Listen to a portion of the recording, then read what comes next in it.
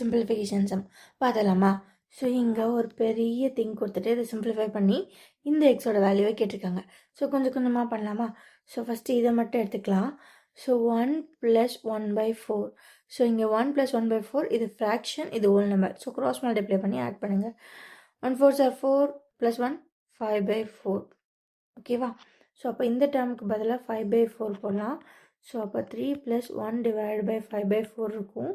So ஒரு whole நம்பருக்கு கீழே ஃப்ராக்ஷன் இருக்கிறதுனால இதை மேலே கொண்டு போகிறப்ப ரிவர்ஸ் பண்ணி கொண்டு போகணும். ஸோ 3 + 4/5. ஸோ க்ராஸ் மல்டிப்ளை பண்ணால் 3 5s are 15, 15 + 4 19/5. ஓகேவா? ஸோ இப்போது இந்த கம்ப்ளீட் டேர்முக்கு பதிலாக 19/5. ஸோ அப்போ டினாமினேட்டரில் என்ன இருக்கும்? 2 + 1 / 19/5. ஸோ கீழே ஃப்ராக்ஷனில் இருக்குது, மேலே ஒரு நம்பர் இருக்குது. ஸோ இப்போ என்ன பண்ணணும்னா இந்த நம்பர் கூட மல்டிப்ளை பண்ணோம், இந்த டினாமினேட்டரை ரெசிப்ரோக்கல் பண்ணி. ஸோ அப்போ 2 + 1 × 5/19. ஸோ அப்போ என்ன ஆகும்? 2 + 5/19.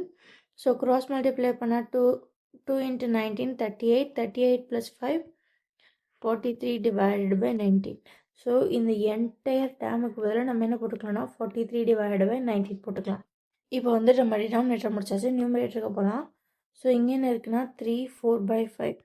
ஸோ இந்த மாதிரி மிக்சர்லேருந்து இம்ப்ராப்பராக மாற்றணுன்னா இதை ரெண்டே மல்டிப்ளை பண்ணி நியூமரேட்டர் கூட ஆட் பண்ணணும். So 5 3s are 15, 15 + 4 19/5. ஸோ அப்போ இந்த டேர்முக்கு பதிலாக 19/5. ஸோ வேறு என்ன இருக்குது?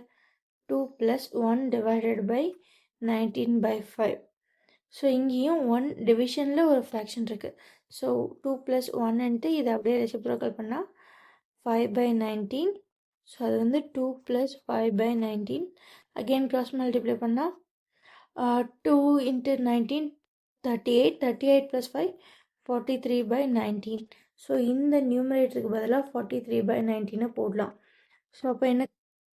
நியூமரேட்டரில் 43/19 டிவைடட் பை டினாமினேட்டர்லையும் 43/19. ஸோ இந்த டைம் அப்படியே கேன்சல் ஆகிடும். ஆன்சர் 1.